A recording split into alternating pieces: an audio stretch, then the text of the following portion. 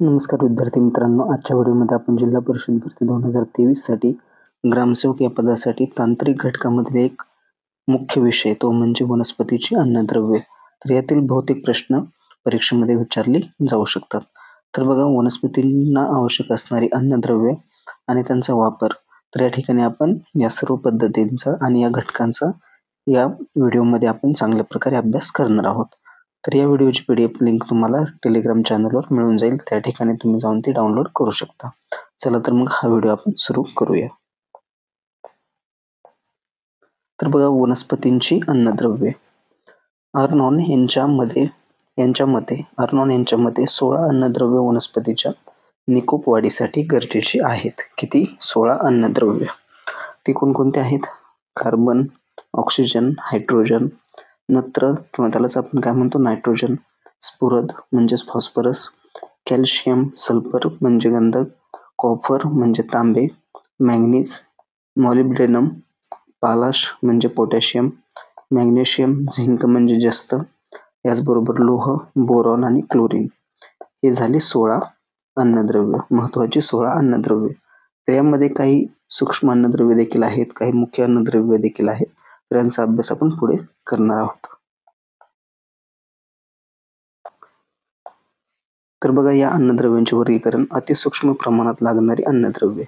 ते कोणते आहेत? सोडियम, कोबाल्ट, व्हॅनेडियम, सिलिकॉन हे देखील पोषक द्रव्य म्हणून ओळखण्यात आलेले आहेत आणि ही वनस्पतीला अतिसूक्ष्म प्रमाणात लागणारी अन्नद्रव्ये आहेत. यानंतर हवा व पाणी या माध्यमातून पुरवठा होणारी अन्नद्रव्ये. ती म्हणजे कोणती? कार्बन, हायड्रोजन आणि ऑक्सिजन. जमीन व खतामार्फत पुरवठा होणारी अन्नद्रव्ये.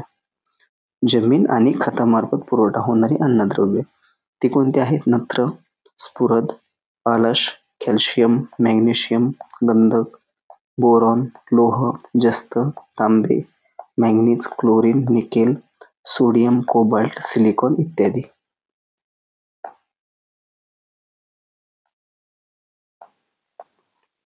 तर बघा, आवश्यकतेनुसार अन्नद्रव्यांचे वर्गीकरण. तर मुख्य अन्नद्रव्य त्यालाच काय म्हटले जाते? मॅक्रोन्यूट्रियंट्स. मॅक्रोन्यूट्रियंट्स. तर बघा, पहिले आहे ते म्हणजे नत्र किंवा नायट्रोजन. तर याचे कार्य, महत्व आणि आवश्यकता पाहूया. तर नत्र म्हणजे नायट्रोजन या अन्नद्रव्यामुळे वनस्पतीस भरपूर पाने येतात, वाढ जोरदार आणि जलद होते, पिकाचा फुटवा सुधारते आणि त्यामुळे उत्पन्नामध्ये हमखास वाढ होते.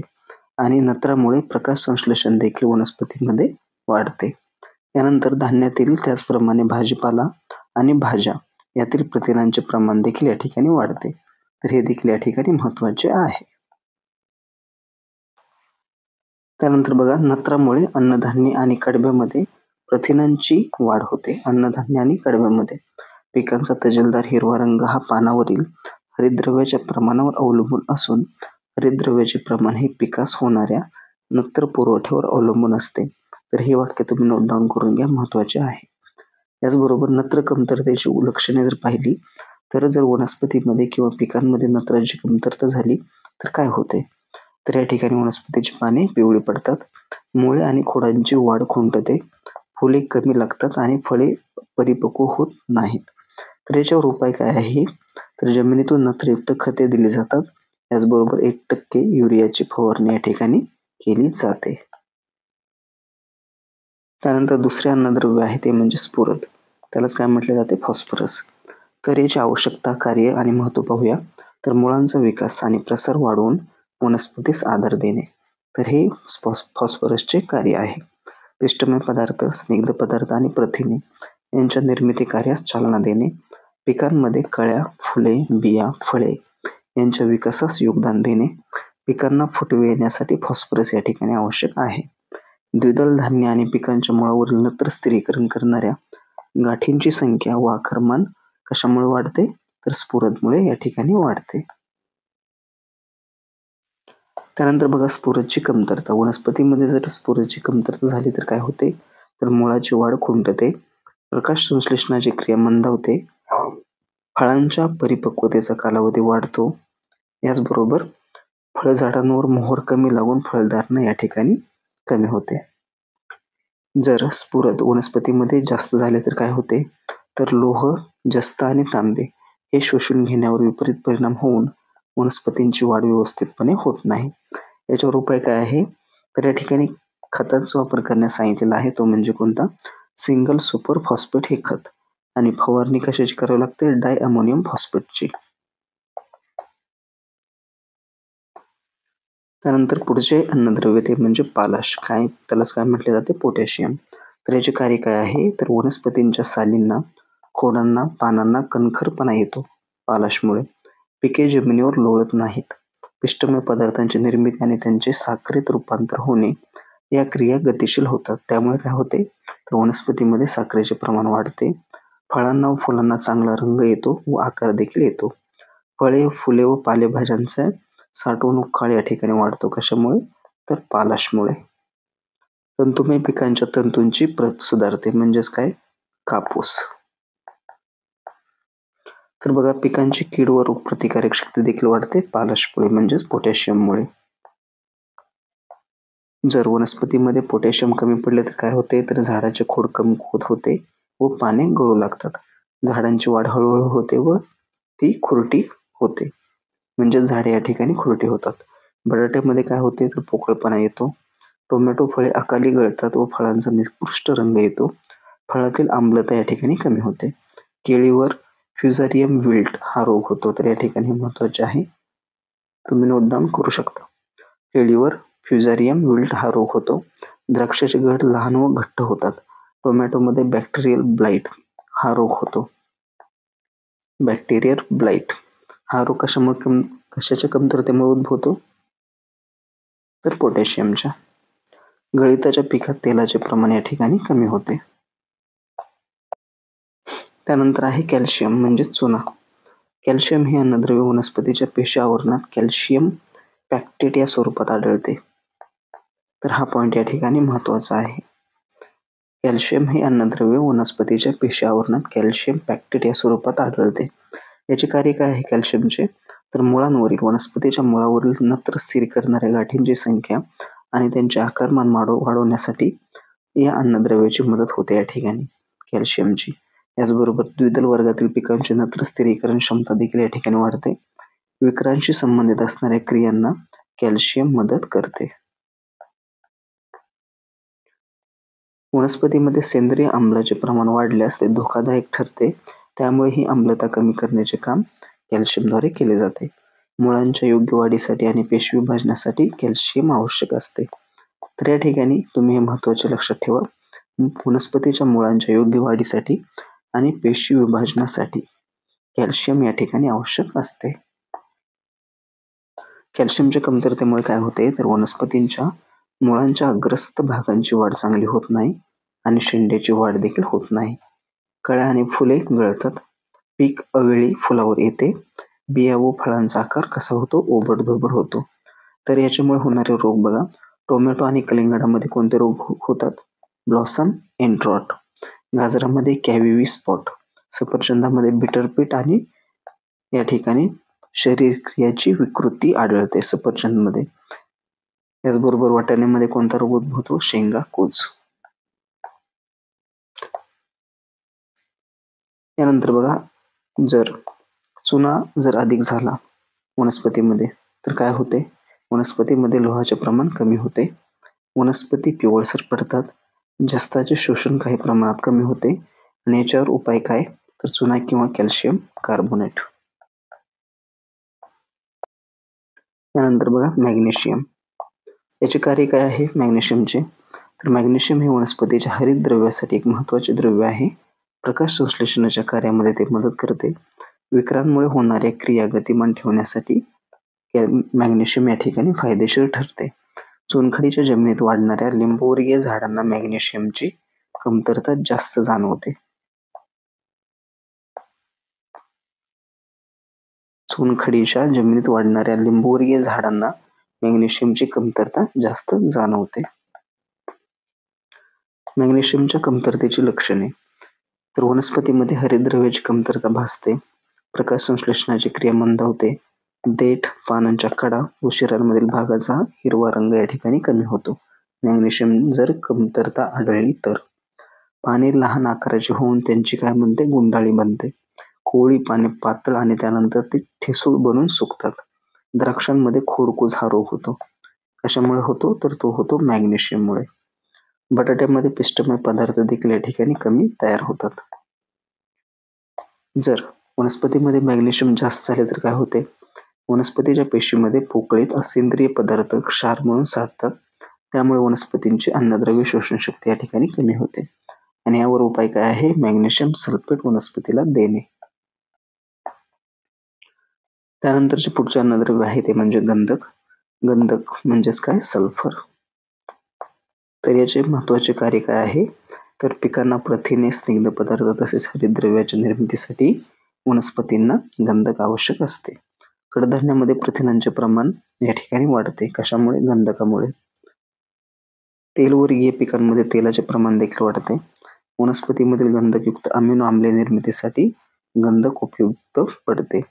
वाढ नियंत्रकाच्या निर्मितीसाठी उपयोगी पडते गंधक. उदाहरणार्थ थायमिन, बायोटिन. नत्र स्थिरीकरण जास्त होते. कशामुळे? गंधकामुळे या ठिकाणी नत्र स्थिरीकरण देखील जास्त प्रमाणात होते. जर वनस्पतीमध्ये किंवा पिकांमध्ये जर गंधकाची कमतरता भासली तर काय होते? तर याची जी लक्षणं असतात गंधकाच्या कमतरतेची, तर ही थोड्याफार प्रमाणात नत्राच्या कमतरतेसारखीच दिसतात. तर बघा, पाने पिवळट हिरवी दिसतात. पिवळट हिरवी. पानावर देठांचा आकार बारीक होतो. मुळांचा आकार बारीक होऊन त्यांची वाढ खुंटते. प्रकाश संश्लेषण कमी झाल्याने साखरेचे प्रमाण या ठिकाणी काय होते? कमी होते. पानांमध्ये नत्र हे अमाइड व नायट्रेट यांच्या स्वरूपात साठते. पानामध्ये नत्र व गंधक यांचे गुणोत्तर वाढते. कोबी वर्गीय पिकात खालची व वरची जी पाने असतात तर ही तांबडी आणि कशी होतात? जांभळट रंगाची होतात. नारळाचे जे खोबरे असतात तर हे काय सारखे होतात? तर जांभळ्यासारखे चिवट होतात. यानंतर बघा, जर वनस्पतीमध्ये गंधक जर जास्त झाले तर काय होते? पानांच्या शरीरांमधील भाग पिवळा पडतो. झाडांच्या ओती जळून जातात. कारखान्यांमध्ये हवेत सल्फर डायऑक्साईडचे प्रमाण वाढल्याने पानांवर पिवळसर करडे डाग पडतात. हवेतील सल्फर डायऑक्साईडचे प्रमाण वाढल्यास पानांमध्ये सल्फ्युरिक आम्ल तयार होते आणि हायड्रोजन सल्फाइड वेगळे होते. त्यामुळे काय होते? तर प्रकाश संश्लेषण क्रियेवर अनिष्ट परिणाम होतो. यावर उपाय काय आहे? जमिनीमधून गंधक देणे. सूक्ष्म अन्नद्रव्य. तर यामध्ये आपण यानंतर सूक्ष्म अन्नद्रव्य पाहूया.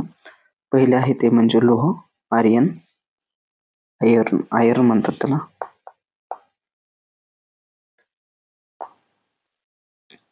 तर बघा, लोहाचे कार्य काय आहे? प्रकाश संश्लेषण क्रिया वृद्धिंगत करण्यासाठी या ठिकाणी लोहाचा उपयोग होतो. प्रथिनांची निर्मिती कार्यास चालना देण्यासाठी, वनस्पतीच्या जीवनात जैव रासायनिक क्रिया चालू ठेवण्यासाठी, याचबरोबर विकरांची आवश्यकता असते. वनस्पतीच्या जीवनामध्ये जैव रासायनिक क्रिया चालू ठेवण्यासाठी विकरांची आवश्यकता असते आणि या विकरांच्या क्रियेत लोहाचा प्रामुख्याने उत्प्रेरक म्हणून सहभाग असतो. तर हे देखील या ठिकाणी महत्वाचे आहे, उत्प्रेरक म्हणून. लोहाची कमतरता. लोहाच्या कमतरतेमुळे काय होते? तर जी लक्षणं असतात तर ही प्रथम कोवळ्या पानांवर आणि पिकांच्या वाढ बिंदूवर दिसू लागतात. ऊसावर काय होतं? तर केवडा रोग पडतो. पाने पातळ होऊन वाढतात. वनस्पतीमध्ये अल्फा अॅमिनो लिओलिनिक आम्लाचे प्रमाण घटते. तर हे देखील या ठिकाणी महत्वाचे आहे. लोहाच्या कमतरतेमुळे वनस्पतीमध्ये अल्फा अॅमिनो लिओलिनिक आम्लाचे प्रमाण घटते. प्रथिनांचे प्रमाण कमी होऊन विद्राव्य जैव नत्राचे प्रमाण या ठिकाणी वाढते. विद्राव्य जैव नत्राचे प्रमाण. नवीन जी पालवी असते तर यामधील हिरवेपणा या ठिकाणी लोहाच्या कमतरतेमुळे नाहीसा होतो. जर वनस्पतीमध्ये लोहाचे प्रमाण जर अधिक झाले तर काय होते? वनस्पतींची पाने ही वेडीवाकडे होतात. हरितद्रव्य कमी होते. हिरव्या पानांच्या टोकाकडील भागापासून तपकिरी ठिपके पडण्यास सुरुवात होते आणि नंतर पाने संपूर्णतः तपकिरी रंगाचे दिसतात. खोडामध्ये लोहाचे प्रमाण वाढल्याने काय होते? तर झाडाचा वरचा भाग मोडतो. मुळाचा रंग तपकिरी दिसतो आणि याच्यावर उपाय काय आहे? तर हिराकस किंवा फेरस अमोनियम सल्फेटची फवारणी करणे. यानंतरचे पुढचे अन्नद्रव्य आहे ते म्हणजे जस्त. तर विकरांचे कार्य वनस्पती वर्धकांचे तसेच संप्रेरकाची निर्मिती आणि प्रथिनयुक्त पदार्थ निर्माण कार्यामध्ये जस्ताला अनन्यसाधारण महत्त्व आहे. जस्ताच्या कमतरतेमुळे काय होते, तर वनस्पतीची पाने पिवळी पडून कमजोर होतात. लिंबूवर्गीय फळांची पाने सडतात. पानांच्या कडा वेड्यावाकड्या दिसतात. कळ्या किंवा फळे लहान आकाराची येतात. पेरूची वाढ खुंटून फळांना तडे जातात. जर वनस्पतीमध्ये जस्त जर अधिक झाले तर काय होते, तर जमिनीमध्ये जस्ताचे प्रमाण जास्त झाल्यास स्फुरद आणि लोहाचे प्रमाण कमी होते. तर हे देखील या ठिकाणी महत्त्वाचे आहे, नोट डाऊन करून घेऊ शकता. वनस्पतीच्या मुळाचा रंग तपकिरी पडतो आणि मुळांची वाढ कमी होते. पानांच्या शिरांमधील भागातील हरितद्रव्य कमी होते. पानांच्या कडा तपकिरी किंवा तांबूस तपकिरी होतात आणि नंतर तो भाग वाळतो आणि कसा बनतो, पातळ. आणि याच्यावर उपाय काय आहे, झिंक सल्फेटची फवारणी करणे. त्यानंतरचे पुढचे अन्नद्रव्य आहे ते म्हणजे मॅंगनीज. मॅंगनीजचे कार्य काय आहे, तर मॅंगनीज पानातील हरितद्रव्याचे घटक द्रव्य आहे, म्हणून प्रकाश संश्लेषण क्रियेवर या अन्नद्रव्याचा परिणाम होतो. तर याची कमतरतेची लक्षणे काय आहेत, तर पानांमध्ये हरितद्रव्य आणि हरितलवक कमी होते. पिवळ्या ठिपक्याचे नंतर पिवळ्या पट्ट्यामध्ये रूपांतर होते. जाळीदार शिरांमध्ये खरडे डाग पडतात. वाटाण्यावर पाण्यासारखे ठिपके आणि बटाट्यामध्ये चट्टे दिसतात. जर मॅंगनीज जर जास्त झाले तर काय होते, पाने वेडीवाकडी होतात. नवीन पानांवर हरितद्रव्याचा अभाव दिसतो. शेंगावर्गीय पिकांमध्ये पानांच्या शिरा तपकिरी किंवा जांभळट रंगाच्या दिसतात. बटाट्यामध्ये खोडाच्या खालच्या भागात शेवटच्या पानापाशी काळ्या रेषा दिसतात. कशा? काळ्या रेषा. पाने पिवळी पडतात आणि त्यानंतर ती गळतात. त्यानंतर आहे मॉलिब्डेनम. तर याचे कार्य काय आहे, नायट्रेट नत्राचे रूपांतर प्रथिनांमध्ये होण्यास या ठिकाणी मदत होते. द्विदल वनस्पतीमध्ये जैविक पद्धतीने नत्र स्थिरीकरण कार्यास या द्रव्यामुळे चालना मिळते. नत्र स्थिरीकरण तसेच प्रथिनांची निर्मिती या ठिकाणी वाढते. जर अधिक झाले मॉलिब्डेनम तर काय होते, वनस्पतीमध्ये मॉलिब्डोटॅनिन तयार होते. बटाटा व टोमॅटो यांच्या खोडावर तांबडा किंवा सोनेरी पिवळा रंग दिसतो. कोबीवर्गीय भाजीपाल्यात पानांवर निळसर छटा दिसतात. याच्यावर उपाय आहे, सोडियम मॉलिब्डेट जमिनीमधून देणे. त्यानंतरचे पुढचे अन्नद्रव्य आहे ते म्हणजे क्लोरीन. याचे कार्य काय आहे, प्रकाश संश्लेषण क्रियेत या ठिकाणी आवश्यकता असते क्लोरीनची. कशाची? क्लोरीन. तर बघा, याची कमतरतेची लक्षणे वाढ खुंटते आणि बाजूंच्या मुळांना फुटवे फुटतात. नवीन पानांवर पिवळेपणा येतो. टोमॅटोच्या पानांमध्ये हरितद्रव्य कमी होते. पाने चुरगळतात. नारळाची जी झाडे असतात तर ही बुरशीजन्य रोगांना या ठिकाणी बळी पडतात. कशाच्या कमतरतेमुळे? क्लोरीनच्या. यानंतर आहे बोरॉन. तर बोरॉनचे कार्य काय आहे, वनस्पतीची वाढ, फुलोरा आणि फळधारणा या क्रियांसाठी विविध जैविक पदार्थांची गरज असते आणि अशा पदार्थांच्या निर्मिती कार्यास बोरॉनमुळे चालना मिळते. पिष्टमय पदार्थांची निर्मिती, त्यांचे चयापचय आणि ते एका ठिकाणाहून दुसऱ्या ठिकाणी वाहून नेण्याच्या कार्यास या ठिकाणी उपयुक्त पडते, ते म्हणजे बोरॉन. द्विदल वर्गातील पिकांमध्ये प्रथिनांचे प्रमाण तसेच गळीत धान्यामध्ये तेलाचे प्रमाण कशामुळे वाढते? बोरॉनमुळे. बोरॉन जर व्यवस्थित असेल तर. या मूलद्रव्याच्या कमतरतेची लक्षणे पिकाच्या शेवटच्या कळ्यावर दिसून येतात. तर बोरॉनची कमतरतेची लक्षणे, वनस्पतीच्या शेंड्याकडील वाढ मंदावते. कळीचा रंग फिकट हिरवा होतो आणि कळी मरते. पानांचा रंग निळसर हिरवा होऊन ती वेडीवाकडी होतात. पिकातील द्रव्य नत्राचे प्रमाण वाढते. द्रव्य नत्राचे. परागकणांची निर्मिती व फळधारणा कमी होऊन फळे कमी लागतात. कंद फळांचा गाभा काळा पडतो. त्यांना भेगा पडतात आणि ती कुजतात आणि शेवटी फुटतात. कंद फळे. यानंतर बघा, रोग. फुलकोबीवर तपकिरी कूज दिसते. कोबीवर तांबूस करडे ठिपके दिसतात. लिंबावर डिंक्या रोग पडतो. रास्पबेरीवर शेंडामर हा रोग पडतो. नारळावर पानकूज आणि शेंडाकूज. शुगर बीटवर कोणता रोग पडतो? कॅन्कर. आंब्यावर काळबोंडी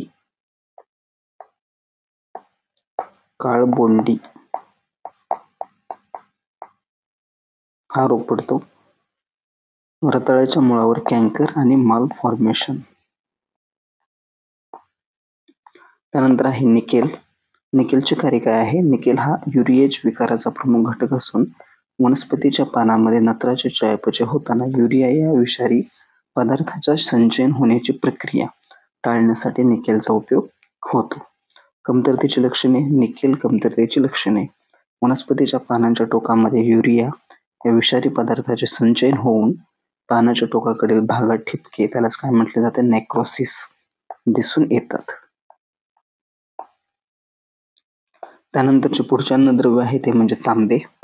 याचे कार्य काय आहे?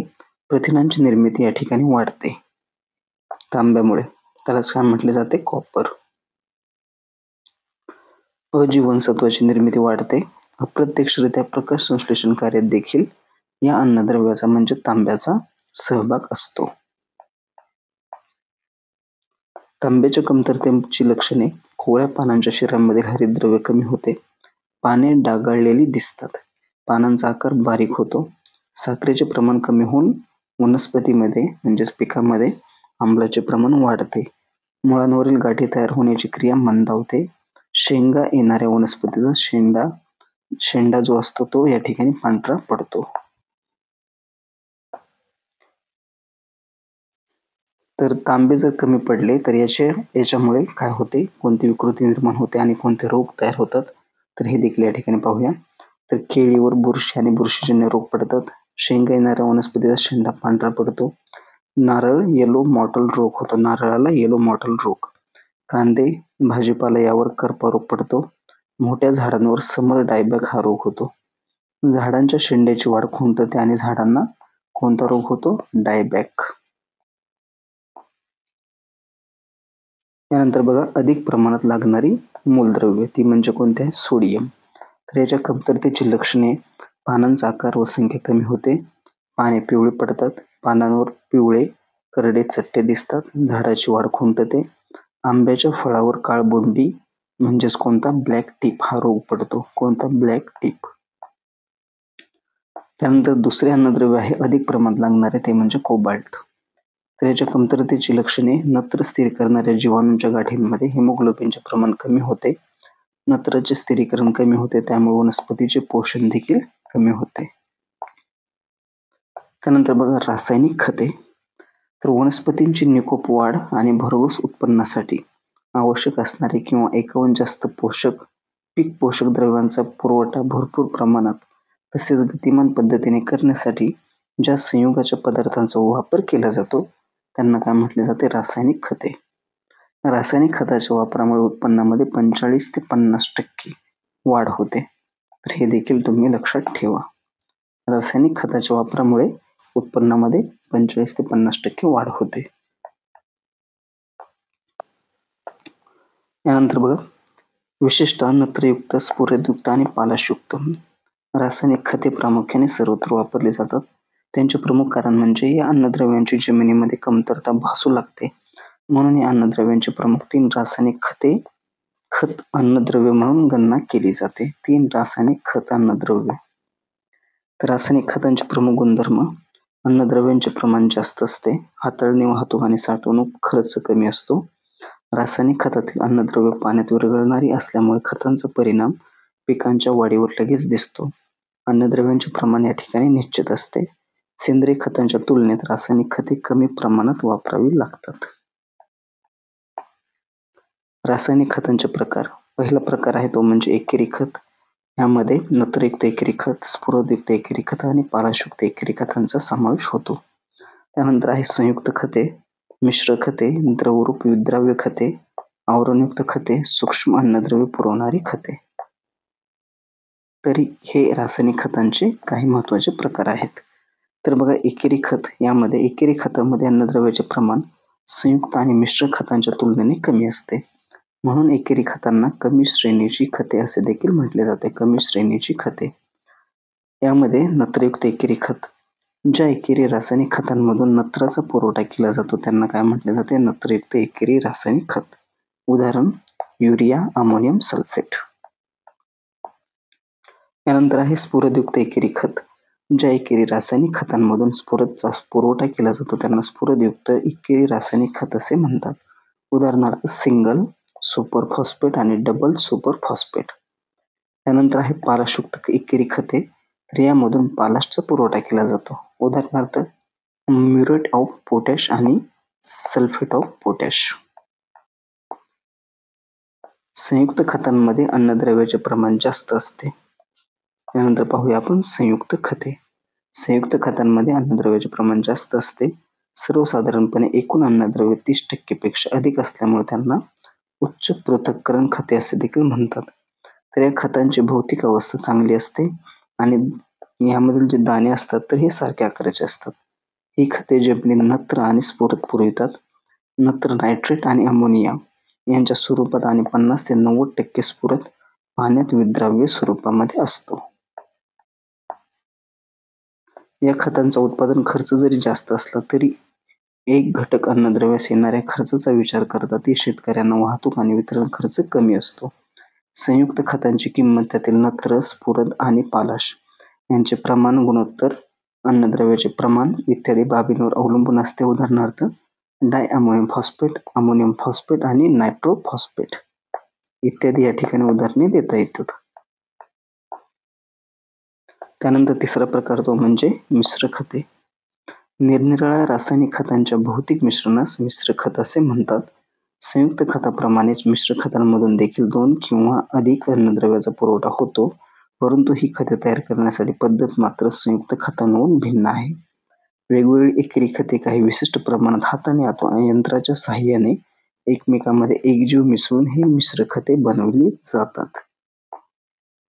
त्यामुळे काय होते, या खतातील अन्नद्रव्य सहयोग अवस्थेमध्ये नसून ते प्राकृतिक मिश्रण स्वरूपामध्ये असतात. तर ही जी खते असतात ती दाणेदार अथवा चूर्ण स्वरूपामध्ये बाजारात उपलब्ध असतात. मिश्र खतांमध्ये भेसळीची आवश्यकता संभवते. शक्यता आहे. मिश्र खतांमध्ये भेसळीची शक्यता संभवते, त्यामुळे खात्रीशीर उत्पादकांचीच मिश्र खते आपण घ्यावीत. पिकांची अन्नद्रव्यांची गरज भागविण्याच्या दृष्टीने उपयुक्त श्रेणीचे मिश्र खत आता बाजारात उपलब्ध आहेत. उदाहरणार्थ 18-18-10, 10-20-20, 20-20-0. तर बघा, संयुक्त आणि मिश्र खतांचे फायदे काय आहेत. तर हाताळणी सुलभ असते. ही खते बियाण्याबरोबर योग्य खोलवर जमिनीमध्ये पेरता येतात. त्यामुळे ही खते परिणामकारकरित्या शोषण घेतात. खते दाणेदार स्वरूपात असल्यामुळे वाऱ्याने उडून जात नाहीत. समप्रमाणात खतांचा पुरवठा होतो. पिकांची वाढ जोरदारपणे होते आणि खर्च कमी होतो. याचबरोबर पुढे पाहूया आपण द्रव खते. ज्या खतामध्ये नत्र, स्फुरद आणि पालाश आणि इतर अन्नद्रव्य पुरवणारे घटक द्रव स्वरूपात असतात त्यांना काय म्हटले जाते, द्रवरूप खते. उदाहरणार्थ 19-19-19, 12-61-0, 13-0-45. आवरणयुक्त खते. तर खतांवर वेष्टन करतात. काय असते, खतांवर वेष्टन असते. याचे फायदे काय होतात, पिकांना अन्नद्रव्यांचा पुरवठा योग्य प्रमाणात होतो. पिकांना अन्नद्रव्यांचा पुरवठा नियमित आणि प्रदीर्घ काळ होतो. बियाणांना या ठिकाणी इजा पोहोचत नाही. कशामुळे, वेस्टनमुळे, जे खतांवर वेस्टन असते त्यामुळे. त्यानंतर आहे आवरणयुक्त खते. अन्नद्रव्यांचा अतिरिक्त होणारा पुरवठा टाळता येतो. आवरणयुक्त खतामुळे मिश्र खतांचे गुणधर्म उत्तम राहतात. मिश्र खताला येणारा चिकटपणा टाळता येतो. आवरणयुक्त खतांचा या ठिकाणी उदाहरण जर पाहिले आपण तर सल्फर कोटेड युरिया आणि म्युरेट ऑफ पोटॅश. त्यानंतर बघा, सेग्रिगेटिंग मटेरियल. तर ही सेग्रिगेटिंग मटेरियल ही जी टर्म आहे तर ही काय आहे, तर सेग्रिगेशन. मिश्र खते ही पावडर स्वरूपातील खतांपासून बनवली जातात. या खतांमधील कणांना विलग ठेवण्यासाठी जे पदार्थ वापरले जातात, या खतामधील कणांना विलग ठेवण्याकरता जे पदार्थ वापरले जातात त्यांना काय म्हटले जाते, सेग्रिगेटिंग मटेरियल असे म्हटले जाते. तर ही जी टर्म आहे तर ही तुम्ही या ठिकाणी लक्षात ठेवा, महत्वाची आहे. त्यानंतर आहे सूक्ष्म अन्नद्रव्य पुरवणारी खते. ती कोणती आहेत, बोरॉन, बोरॅक्स, तांबे, कॉपर सल्फेट, जस्त, झिंक सल्फेट, मॉलिब्डेनम, अमोनियम मॉलिब्डेट वरील प्रमाणे सूक्ष्म अन्नद्रव्य पुरवणारी ही काही खते आहेत. यानंतर बघा, खते देण्याच्या मुख्य पद्धती. तर पहिली पद्धत आहे फेकून देणे. जमिनीच्या पृष्ठभागावर खते पसरून टाकून ती मातीत मिसळली जातात. उपयुक्त सेंद्रिय खत तसेच पाण्यात विद्राव्य असणाऱ्या खतांना हे उपयुक्त आहे. जवळजवळ अंतरावरील उभ्या पिकास या ठिकाणी हे देखील उपयुक्त आहे. जवळजवळ अंतरावरील जे उभे पीक असते तर त्याच्यासाठी खत फेकून देण्याची ही पद्धत या ठिकाणी महत्वाची आहे. उदाहरणार्थ गहू आणि तांदूळ या पिकासाठी. त्यानंतर बघा, योग्य खोलीवर खते देणे 10 ते 15 सेंटीमीटर खोलीवर. फायदे काय असतात? अन्नद्रव्यांची परिणामकारकता वाढते. नत्राचा ऱ्हास कमी होतो. अविद्राव्य रासायनिक खते आणि जमीन सुधारक यांच्यासाठी ही पद्धत वापरू नये. हे या ठिकाणी महत्वाचे आहे, नोट डाऊन करून घेऊ शकता. यानंतर आहे तिसरी पद्धत, ती म्हणजे ठिपका पद्धत. प्रत्येक रोपाजवळ 3 ते 4 सेंटीमीटर खोल जागच्या जागी खुरप्याच्या साहाय्याने खते घालतात. यालाच काय म्हटले जाते? ठिपका पद्धत. लांब अंतराच्या पिकांना आणि फळभाज्यांना ही जी पद्धत आहे खत देण्याची, ठिपका पद्धत ही या ठिकाणी महत्वाची आहे, म्हणजेच फायदेशीर ठरते. त्यानंतरची पुढची पद्धत आहे ती म्हणजे आळे पद्धत. झाडांना आळे करून देतात. वेलवर्गीय फळभाज्या, पुष्प शेती यासाठी ही पद्धत फायदेशीर आहे. त्यानंतर आहे खतांचे गोळे करून वापरणे. सेंद्रिय खत, रासायनिक खत आणि माती एकत्र करून त्यांचे लहान गोळे तयार करतात. याचबरोबर भाताशिवाय इतर पिकांना ही पद्धत उपयुक्त नाही. या ठिकाणी देखील प्रश्न तुम्हाला विचारला जाऊ शकतो. या पद्धतीमुळे नत्र खत वापरात 40 ते 50% बचत होते. तर हा देखील या ठिकाणी महत्वाचा पॉइंट आहे. यानंतरची पुढची पद्धत आहे द्रावण पद्धत. पाण्यात खते विरघळवून ठिबक सिंचनाद्वारे पिकास दिली जातात. त्याला काय म्हटले जाते? द्रावण पद्धत. पिकांवर फवारणीतून खत देणे. अपवादात्मक परिस्थितीनुसार उभ्या पिकावर फवारणीमधून या ठिकाणी खते दिली जातात. So friends, thanks for watching.